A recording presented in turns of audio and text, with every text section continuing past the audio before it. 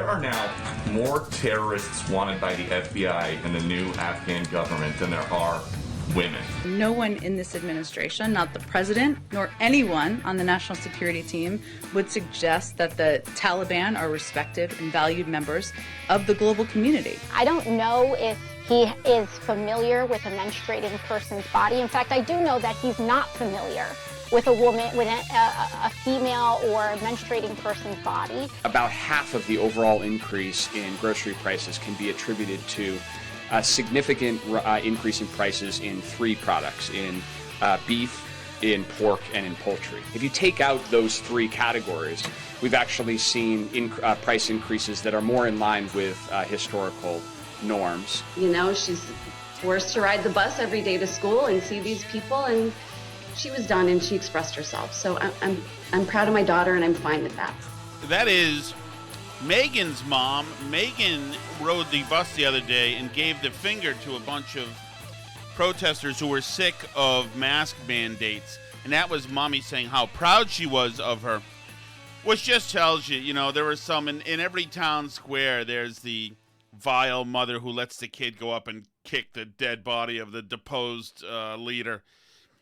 And, yeah, you're allowed to do anything gross. Anything crude and disgusting and foul is fine because of extraordinary events. So, in other words, extraordinary events allow that vile woman and her creepy little daughter to show themselves for who they really are. Imagine teaching your kid to give other parents in your town the finger. So, Alice, I'm not a good parent. And and I would be fine openly having my kid, using my kid to show hostility towards somebody, depending on what it was. Well, hold on. This is me talking about me. All right. That said, I don't go around saying I'm a really good person. I don't have a yard sign that says, hey, there's no home here, or Black Lives Matter pandering sign, or any other pandering sign. Mm-hmm. I don't espouse my virtue on social media all the time and show what a really, really thoughtful and good person I am and set my kid up. I mean, I just feel like it's like the people screaming at Ruby Bridges or something. It's like, you know, sending... What? It's like, you know, when they integrated schools and they sent kids to school. Oh, you mean a little girl? Yeah. Okay. And like parents would like send other kids to scream at her, and like it's like unbecoming and weird. Like you're in a neighborhood. Well, but you're going to school. And isn't that the point? That's like the parents of some of the other kids on the bus. It's yes, of awkward. Course. And isn't that the point? It's just it shows, despite her, the mother's friendly look and manner, and the fact that she's pretending that this is a teachable moment and a useful human moment for my daughter. Mm-hmm. It just exposes just how foul and vile she is. And it's right below the surface, and it drives a Range Rover, and it lives in a slightly nicer house that it's somehow incredible that she keeps it clean.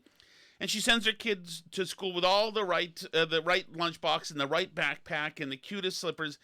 And, you know, the dog has a great winter jacket that he wears, and it's a perfect little Pottery Barn Burberry family, and they're effing vile cretins. They're just vile. And yeah, you're right, totally. To send the kid out there, it's incredible. So yeah, that's right. Yeah, it's okay if my daughter debases herself. And you know what's funny? It's the same thing. It's okay if my daughter debases herself in the cause for something really important. It's like doing the slut walk. That's right. Yeah, honey, go ahead. Do the slut walk and debase yourself for a bigger message. A greater cause. Right. Go in PETA and be naked in the ground and slather blood all over your naked body. While, by the way, men are simply enjoying the nakedness and they could give a bleep. But yes, that's right. I'm letting my daughter go be vile and horrific because, you know, it makes me feel important for a moment. I can't act out in the way I want to, so I'll do it in this way. My child is guarded and protected by the fact that she's a child. So remember, nobody's allowed to say anything about her. So yes, that's right, and so that's how we get the next generation full of Megan Rapinoes and other spoiled little ingrates out there, right. Vile little people, and that's all they are. And we even shelter our kids from like the debates that go on. I mean, we don't shelter them so much. Like, we talk about that we aren't into masks and whatever, and that they don't need to put on a mask even if other people do and all that stuff. But we teach them explicitly not to be confrontational and antagonistic towards other people that they know that might wear masks. You know, we say stuff like, you know, everybody has a different comfort level, and if that's what makes them comfortable, then it's not our job to tell them what to do, and things like that. Like, who's we? Well, I say things like this to our kids, or like, you know, if they say like, oh, you know, are the schools having masks again this year? I say, yeah, but you know, a lot of the parents really wanted that. That made them feel more comfortable. You say that? Yeah. But I don't go to them like I could have said some of our daughter's little friends, her parents went and were awful there at the school committee meeting and were like condescending and horrible about the people who don't wear masks. We wear it to protect you. But I'm not going to go to my daughter and say like, oh, be mean to that family, like be disrespectful to that friend's parents now. Like, it's so rude. The good one, right? So I'll take the sons, and from now on, my sons are going to have a phalanx of middle fingers at the bus stop. You can see the bus stop right from Mr. Finger, Mrs. Finger, and all the little fingers. Yes, me and my guys, from now on. We're the special ops. So they'll wait at the bus stop with the other kids in the morning. 1 foot away, middle finger. Instead of getting on the bus, they'll just give everybody the finger. Okay. They're all three American badasses good. from now on. Okay, that seems good. Meanwhile, my daughter's like going down to meet her neighbor friend at the bus stop and waving to her other little friends that are on there, and are like, "Hi guys, I miss you," and like they see each other at sports and stuff. So you know, I mean, wimps, nothing. But I don't understand wanting to have. I want to go around. Wouldn't it be so great to be them? Guys, you know what? I'm just so you know, I'm wearing this for you guys. Even though you won't wear one, I'm Tom Shattuck. I'm doing this for you. I know you won't. And actually, if next year, during cold season, if there's no more COVID, I want to wear a mask. And when they're not, saying, by the way, it's a degree of protection for me to protect you. So just, you know, I'm doing this for you. I notice you're not reciprocating. That's fine. You can feel about that how you will, you know. Put that through your own, system. I think we should bring in I'm vaccinated stickers for all the other vaccines, too. I want an I'm vaccinated sticker for my flu shot and for tetanus. I want rickets. Absolutely, which I'm sure I have. I don't know what it is, but I'm sure. That's a deficiency of a vitamin. I'm sure I've got that. You don't have it. I've got that. I've got all those. Okay. Yes. Well, there's no vaccine for having a deficiency of something. You just have to take your vitamins. There's the off chance, Alice, that my dormant herpes could still get to somebody. And so you want to go around with an I'm vaccinated for herpes? Yes, I wear this for you. As a matter of fact, I wear an extra pair of pants just in case somehow. There's a chance, Alice. There's a chance. I hope there's not a chance of that. By the way, you're not fake newsing the herpes. If you want to put that out there, I'm not gonna stop you. I don't always know. Sometimes I step on your stuff and I like ruin a bit that you want to do by telling the truth about something accidentally. Well, you can ruin this one now. Okay, Tom does not have herpes. Thank you. Thank you. Or it's not dormant. One of the two. There's something in there that's not right. Okay, so this is so that's just vile, and the little girl gave the finger to me. That's great. That's great. I'm giving you the finger because you don't want to have... It's not as if these people were Westboro Baptist Church people who just decided to be terrible. These are people who have a different belief system. And by the way, little a-hole, it's your dickhead mother who is making you wear a mask, by the way. It's not those people outside. It's your psycho mother. She's right there, the psycho next to you on TV. That's the one making you wear a mask and even... join into this crazy fantasy world. Anyway, hopefully she doesn't get struck by lightning. All right, Alice. Let's work right through them, shall we? Let's go. First of all, AOC is ridiculously beautiful. I'm sorry, she is. I mean, she is. Have you ever seen her makeup videos? No. Not everybody's like you, where you're naturally just perfect. You don't need any makeup. Thank you, honey. But she, without makeup, is a dead ringer for she with makeup.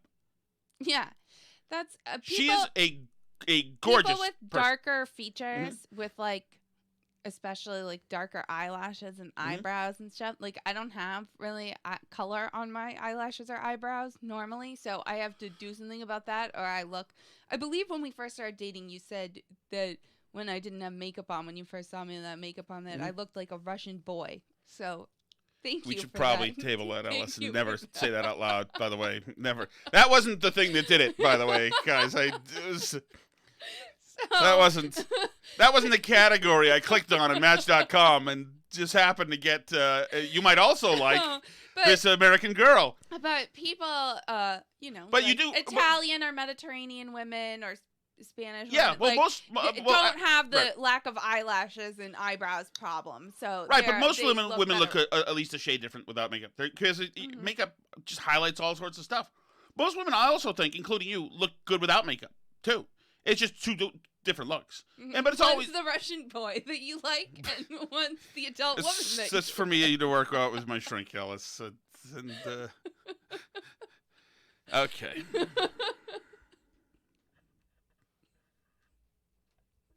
I feel like I need to. Why don't you play your girlfriend AOC? No, I feel like I need to send out a safety assurance to Eastern European boys listening. Guys, you're not actually in danger. I don't have a thing for No, he Russian has me. boys. You're That's safe. right. He's got me. That's right.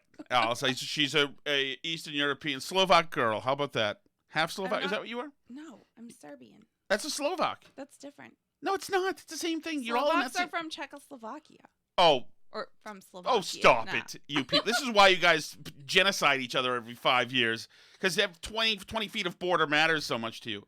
You know, take it easy. You're all the same over there. You're generally tall and good-looking and cold-hearted and mildly psychotic. Okay, so just... It's fine. Doesn't matter. I like you just fine. Even the females, okay? All right. So let's see if we can unearth the rest of the show here. Let's see if you can dislodge We're on us. AOC. That's where we are. At least this will get flagged on YouTube for a very different reason. You know, for good standard decency and law enforcement reason. All right, AOC. Yes, she is beautiful. She is. I couldn't. She is so, like, watching her say these dumb things. She is really, she can't even help it. When she's standing around, she's just a strikingly beautiful person compared to what she does for a living. Politics is not, there aren't too many, I would say we're at like a historic low for good-looking people in politics. Yeah, even a lot of the people in politics who are like pretty good looking are like a little off, a little odd looking. Right. I mean, obviously I have a crush on several. Obviously, I have a crush on Kristi Noem, because why wouldn't you? I have a crush on Michelle Bachmann. That was... Both of them have a little bit crazy eyes. A little bit. Yes, and I like that. Although AOC definitely has crazy eyes sometimes. But well, she's got huge eyes. That's just a thing. Do you remember when the reporter claimed that Tucker's producer had put googly eyes on her in an image of her that they put on TV, but they hadn't? It was just a straight-up image. So that was a good fact check. Oh, you know who else is beautiful? Who? I mean, you know what? If we don't lose followers today, I might as well just go right in. I'm sorry to tell you, but I'm sorry. And maybe the fact that she's evil and mean too. Ilhan Omar. Oh, okay. In the idea that there's a possibility that she'll stab me to death during the night. Also, I'm drawn to that. Kamala Harris is pretty beautiful too, actually. Yes, I guess so. But yeah. Let's hold up. You know what? You can take Kamala. I got Ilhan. All right. So this is AOC. She's reacting to Greg Abbott, who had talked about. The press had asked him if somebody who had been raped should still be able to get an abortion, and he said, "Well, you have 6 weeks to not to be able to terminate the abortion." It's not an artful answer, but there aren't too many. When you're talking about somebody who's been raped and whether or not they should be getting an abortion, you're so deep into the dark world of really dark subject matter that it's hard to come out. Yeah, I thought the rest of his answer was pretty good though when he said we're gonna go get rapists. We're gonna get all the rapists, and that's good. That's forever been a George W. Bush did that. You probably don't remember, but when George W. Bush first ran, they said that he was that he came from a state where a black man was lynched and killed, and he used to say, "Yeah, and then we executed him."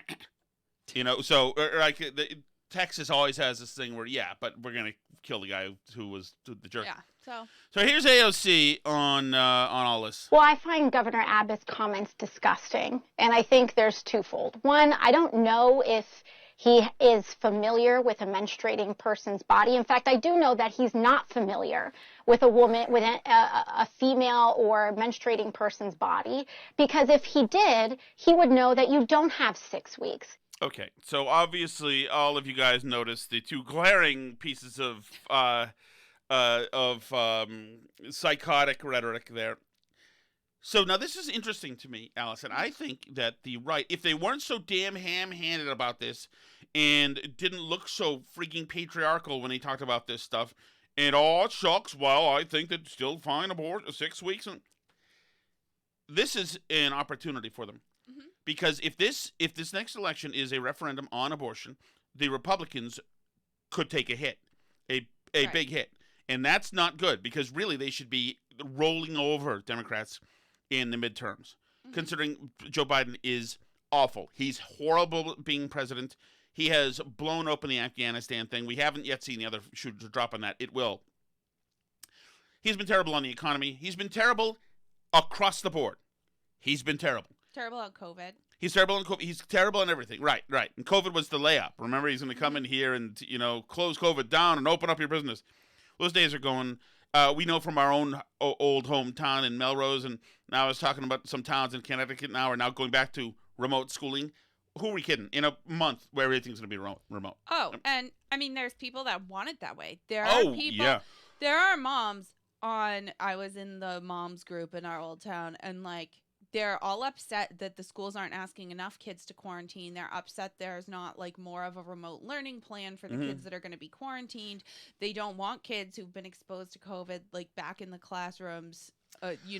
Even if they test negative, they want to go on a rapid test. They want to go longer. Their main concern is that the schools aren't aggressively shutting down enough. And aren't masking kids and unbelievably, enough. It's really it's all over social media. You've got supposed Republicans like Amanda Carpenter saying, "I'm so deathly scared for my child in school right now. The Delta variant is spreading him." It's what are these people reading and only reading that they're thinking that kids are at risk for dying from this thing? I know. The CDC just came out and said that they had a bunch of studies that showed kids aren't at more risk from Delta than previous strains of COVID. It's just more. People don't want to see it. They only want to see the terrible stuff. So back to the point I was making about Republicans having an opportunity with this stuff. Mm-hmm. I think. Oh man, that would have been terrible. Thank God the cap was on. Whew. Hit that. Say who again? Whew. Okay, hopefully you're up a little louder now. Okay. So this is where Republicans they've got a possible liability if the Democrats, and they will, they're already fundraising on it very successfully, make this a referendum on abortion, the midterms. Mm-hmm. Because you could lose some women in the middle, some yoga pants wine moms you could peel off if that's simply what it is. Right. Especially if the specter of Trump is anywhere involved in this. Mm-hmm. That said, the answer lies with what AOC said. When she mentions and goes back to and emphasizes menstruating persons. Right. You've got an opportunity there to say, hey, it's the old guys here who are with who aren't sure when pregnancy begins, or psychos who are saying it doesn't matter. You're not a woman anyway, any more than anybody else is. You're a menstruating person. Right. Good luck. That's an opportunity because they can't stop saying it. AOC and the lefties, progressives can't stop using that terminology. They have to. It's part of the religion. So tie them to it and hang them with it. Yeah, because when this first happened with the Texas abortion law thing, a bunch of people came out and said, look what Texas is doing to their women. And, the women of Afghanistan feel bad for the women of Texas now and all kinds of crazy stuff. But they were focused on women initially. But then they got corrected by a bunch of people. Please remember, not just women need abortions. Right. And so now, and they're so beholden to this activist set now because they've cultivated this cancel culture stuff. They have, thrown people out the window, defenestrated people for saying that men can't get pregnant or that this is about women's bodies or something, right? I mean, does anybody believe that men want to control menstruating people's bodies? Negatory. Men don't even want to ever think about. They want to be a million miles away, From shot out of a menstruating people's shuttle. bodies. Correct. So, not me, of course. Other lesser men. so, you take a situation like that and you correct them all from saying men just want to control women's body, which may in some cases kind of be true. And you now make all the people trying to make that point say the men just want to control the menstruating people. Mm-hmm. And now you're just a weird, wacko, crazy person. Right. But they can't not say it because their own base will come and take them out. Yes, which is wonderful, which is what we should be doing, letting this happen.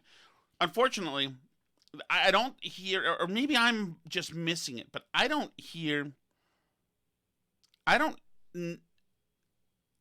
see a spiritual leader for the GOP or for conservatives in the country. I mean, I think DeSantis is up there, obviously. Well, okay. I guess he's the closest thing. I mean, he's kind of, he's a populist superstar at the moment. He's just saying these unbelievable, obvious things that we're all told we're not allowed to say anymore. Mm-hmm. You know, it reminds me of these women in Kabul now who are protesting in the streets, dissing the Taliban, calling them losers. It's like, wow, you've got some cojones, ladies. Mm-hmm. That is really, it's just amazing to hear it done. And that's what DeSantis is doing. I mean, if you even criticize anything about the trans thing, the only people who are even like slightly allowed to do it are people like your friends blocked and reported on but they're not allowed to do it. But they're not allowed to do it. They're canceled too. But what I was going to say is that, so that's Katie Herzog and Jesse Singal on the Blocked and Reported podcast, and I think they both have Substacks too. I know Jesse Singal does. Yeah. But so the New York Times this week let Jesse Singal write a review of the book Trans by, what's her name? Helen Joyce. Way. Yeah, which is about, it's an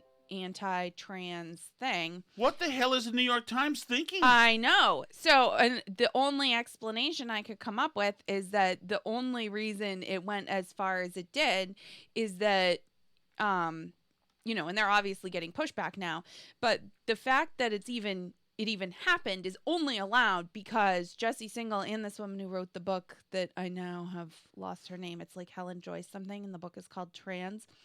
But they're both like liberals in good standing. They're for everything liberal, and they're like, we just have a few concerns about a few tiny things that the trans people are doing that seem Right. a little tiny bit odd not to criticize because I love trans people and they're which great. still puts him but, in the they death still list. hate him. He's still on the death list. The New York Times is still getting killed. I assume they'll apologize within a day or two here, Right. because they're getting all kinds of Well, who do you think? I mean, insanity from it. Jesse Singal is a huge progressive, huge gay rights, huge LGBT, Mm-hmm. a huge It's almost fair to say that in his writing, he's a trans advocate. Right. He is, and with the exception, like you said, asterisk. I've got some worries. Whether about social contagion issue and Mm-hmm. whether or not people are getting drastic surgeries and then regretting, etc. He's got some more. And then that's it. So I wonder if the trans people in the far left, do they hate people like him more, or people just standard conservatives more? I think that the trans thing is like such a strong religious belief that you can only allow any discussion of any of it from like within the people who are clearly showing you that they absolutely, yes, are on your team 100%. I'm from within the team. I'm in your group, and I just have like one tiny little concern to raise, even though I'm all for everything that you're saying. And that's like, it's like an in-group, out-group thing. Well, I find Governor Abbott's comments disgusting, and I think there's twofold. One, I don't know if he is familiar with a menstruating person's body. In fact, I do know that he's not familiar with a woman, with a female or menstruating person's body, because if he did, he would know that you don't have 6 weeks. So once again, AOC right there. So yeah, no, I definitely think that it is an opportunity. If they can make it an opportunity, who knows what they'll do at the end of the day. Okay. Let's work through this again. This is Peter Ducey asking Jen Psaki. Hopefully, this is talked about as another Psaki bomb, because I think that's important. Rather than she answer any questions, is that she swivels her head and disses the one guy of the maybe three guys over there who ask a challenging question. This is a bleep-eating question. There's no doubt about that. But there should be some bleep-eating questions. And generally, if you've got a messaging theme that you want to get to, then almost anything can be a foray into that theme. That said, he's got the administration cornered with this stuff a little bit, especially since we're hearing every day you don't hear about the streets of Kabul being safe and peaceful. It is a day that they're not safe and peaceful. The Taliban is out whipping people and beating people and killing people right now. You know, private charity groups that like Glenn Beck's charity group that have raised millions of dollars that have, you know, planes ready to go and people that they need to load onto the planes to leave the country, including American citizens that we left there, including green card holders and SIV applicants that we left there, you know, hundreds of people. And they have them ready to go, but the State Department is negotiating with the Taliban to let the planes take off. Am I really loud now? No, you're good now. Okay. But the Taliban isn't letting the planes take off because they're still negotiating with our State Department, and they're turning around and saying, "Oh no, the U.S. State Department's holding up the planes. We're not doing anything." Right, they're doing exactly what you would expect a country to do when you give up all your leverage. Right, and assuming that, you know, nobody's going to come save these people now. And the people obviously are terrified. But, you know, the Taliban knows that they have all the bargaining chips here. And so, I mean, kudos to these charity groups that are trying to get these remaining people out. But, you know, our government needs to step up and do some of the work here. Right. But they're not. We're scared now, and it's too late. And we've now so mangled this that all we can do now is to wait and watch it. And we have no hand in this. Watch it unfold. And so far, it's unfolding now with the appointment of the interim Taliban government, which is full of baddies, as I'd say, Alice, like they say in the Mount Meat Pod. So bad actors. There are now more terrorists wanted by the FBI and the new Afghan government than there are women. Does the president think that is a foreign policy success? Well, first of all, no one in this administration, not the president nor anyone on the national security team, would suggest that the Taliban are respected and valued members of the global community. They have not earned that in any way, and we have never assessed that.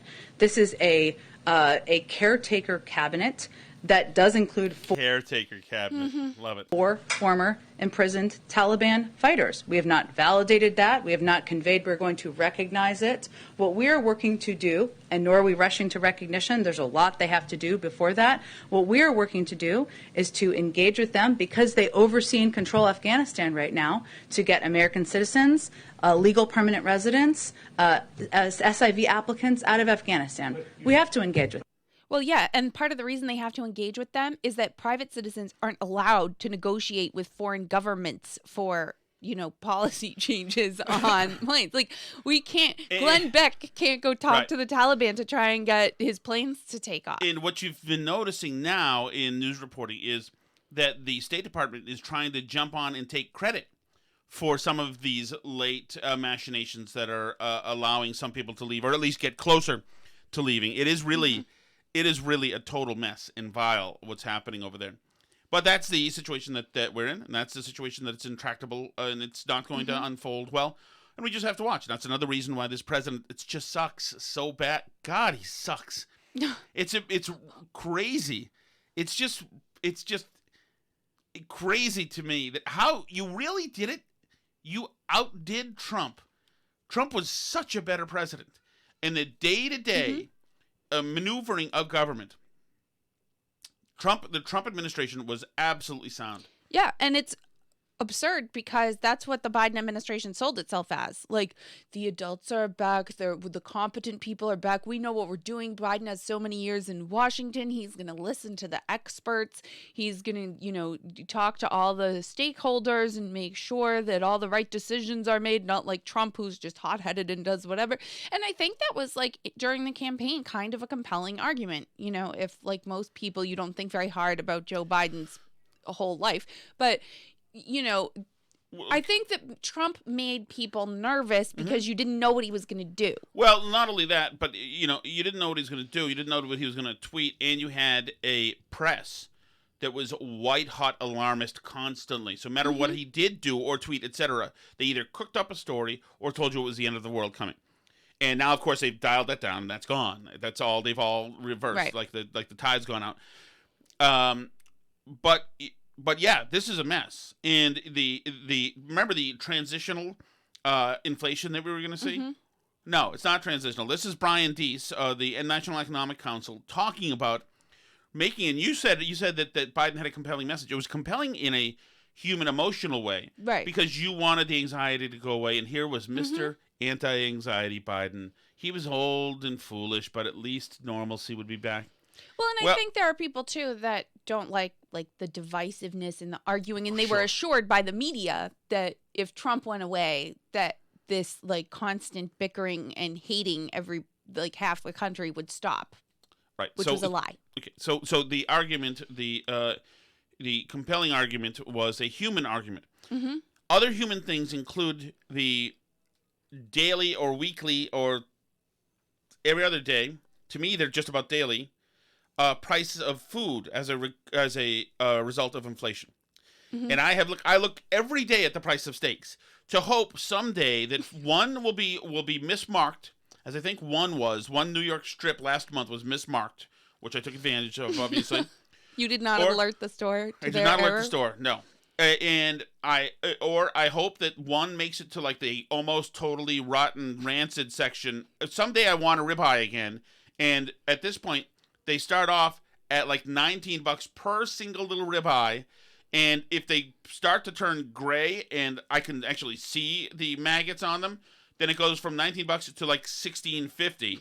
But that's it. And then they go somewhere. They go away. I don't know where they go, but I'm not allowed to get them. I mean, I would still eat them if. So I watch these prices, and I've been watching. Steak prices are through the roof. I can't buy any. The reason we don't have any real steak right now, other than I got a legitimately. A London broil that I cooked today that was so rancid that the dogs were not even excited by it. And I grilled it and I put salt on it and it was wonderful. I know you got something that's cooking right now. But steak prices through the roof. Pork prices, bacon prices are way through the roof. Some other but other pork prices are still higher. And this is the administration. Listen to this. This is their genius. They bring in the economic geniuses.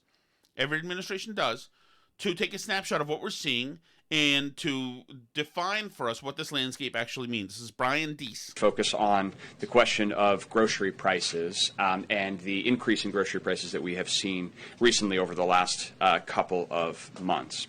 And if we unpack that, one of the interesting findings of the report that we put out today is that about half... One of the interesting findings that everybody who says unpack that is an a-hole. That's my most interesting finding.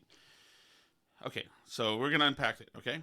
Half of the overall increase in grocery prices can be attributed to a significant increase in prices in three products, in beef, in pork, and in poultry. So over half of the increase in grocery prices can be attributed to beef, pork, and poultry. Okay, like what we were just saying.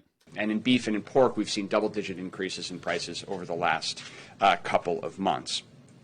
In fact, if you look at the category that is grocery prices, what economists call food at home, so food that is being purchased to eat at home, in a number of areas we've seen, if you take out those three categories, we've actually seen price increases that are more in line with historical norms. Oh, well then.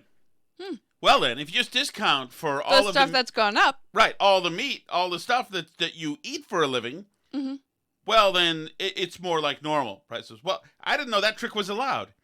And that tells me that you've got a group of people, economists, who are trying to make the president happy, and along with bad news and lack of remedies, are giving him talking points. Right. By the way, food at home, which is also what economists call food that you cook at home. Thank God for these guys. You know, this guy in his advanced degree. Well, it's also a big no-no in economics to remove things after the fact based on like what they do. I mean, there are measures of inflation that leave out certain things, like leave out fuel costs because they're really volatile and stuff. You know, there are ways that you do that because there are interesting things you can see if you leave out certain stuff. But what you aren't allowed to do is look each month at the things that go up and take the ones that go up the most and not count those this month. Like that's not how you approach economics issues.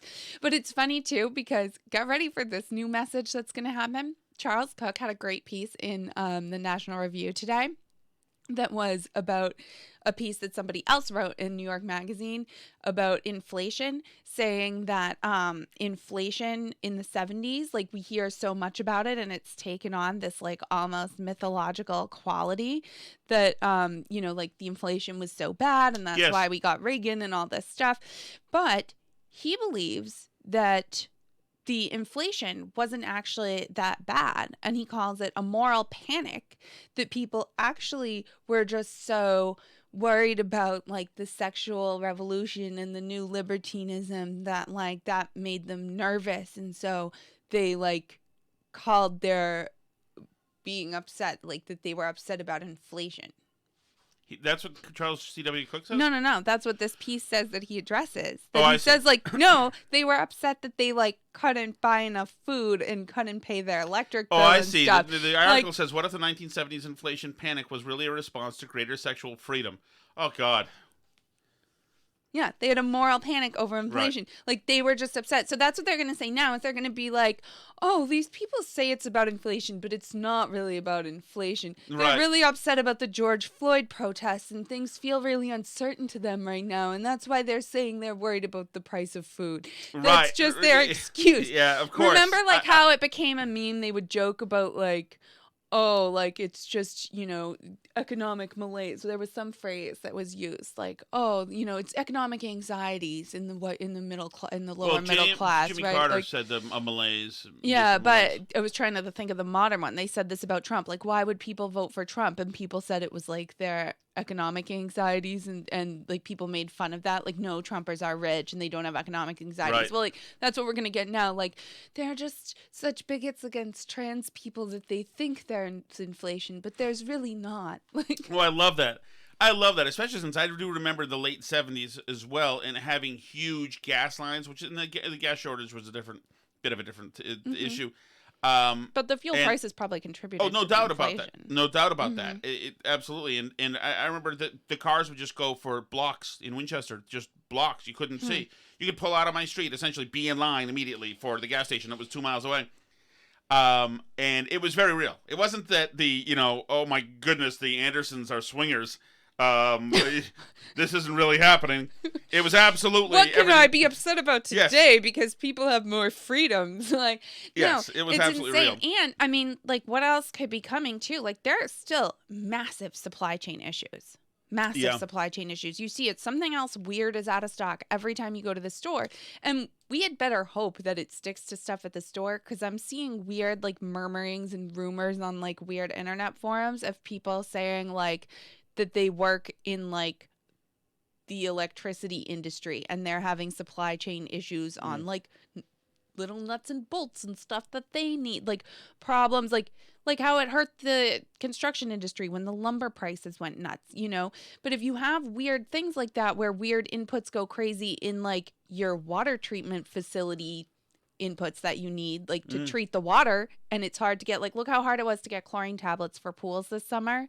And, like, if that happens with the stuff you need to, like, treat municipal water or, like, keep the power grid running, then you have, like, much bigger problems than, you know, being out of your cereal. Totally agree. And it is odd what's happening. It's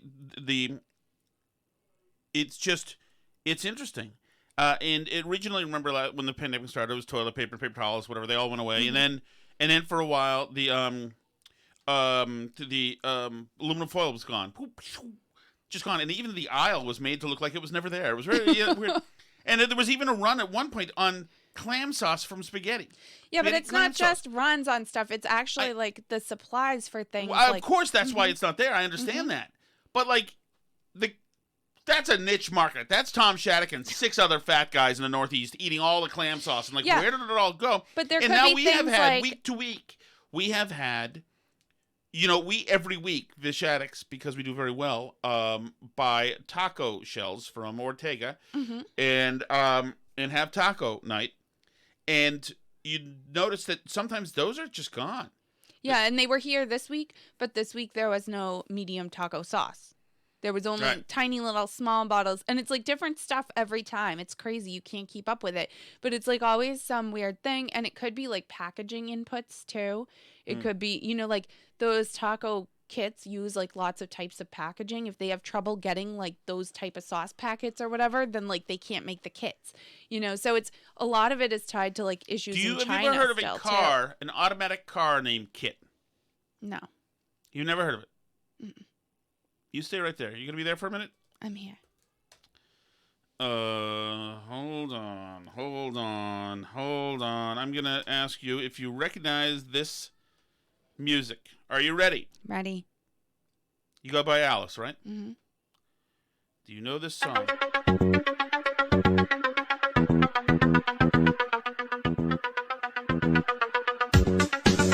you like it?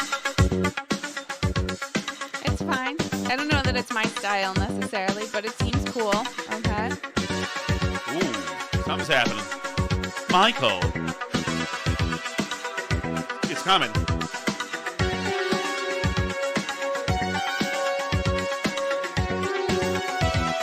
It's like being in Darth Vader's bathroom. That ring a bell? Mm-mm. All right. Well, Kit was Knight Rider's car, Michael Knight's car. Okay. Remember the Knight Rider? Nope. Knight Rider? Well, you missed out. Why did I bring that up? guess so. I have no idea. Because you Car said named Taco Kit? Kit. That's right. That's all it takes, Alice.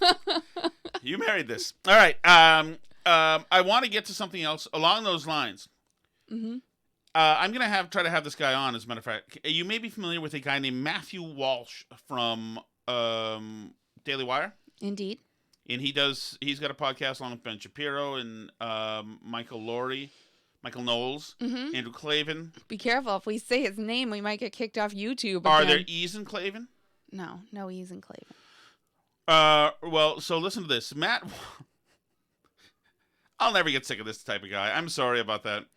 Matt Walsh had tweeted out the following and has gotten a rash of bleep for it for almost 24 hours straight. He tweeted out something about on his show. He tweeted out this tweet regarding something he said on this show. Yes, I said I don't like female analysts and reporters in football. No, I don't care if that upsets you. No, I don't apologize. Yes, I think women are feminizing traditionally male spaces. Yes, I think that's bad. Yes, I'm right. No, your whining doesn't change any of this. And then he doubled down, as I say, Alice. As I said in my show today, this same sort of thing is happening to women. Women are having their spaces invaded by men as well. But of course, we aren't supposed to complain about that either, because the culprits are trans people in their case. What is your thought on Matt Walsh saying that he doesn't like women in football? I don't have a problem with it. I mean, like, I don't watch a lot of football commentary, but it doesn't bother me when there's women there, but like I could see why it might if you liked football commentary. Because mostly when you have it on, it's like guys usually. Right. So here's my feeling on this, and I've known a couple of guys. Usually they're provocateurs, usually very bright, and they love this. Usually they really like women too, because the idea of angry women coming at them, they find amusing. And this is a trap that women shouldn't fall into. The moment you start screaming and act like an over-angered harpy, it means you don't get it. You've got this uptight thing that kind of approves what he's saying.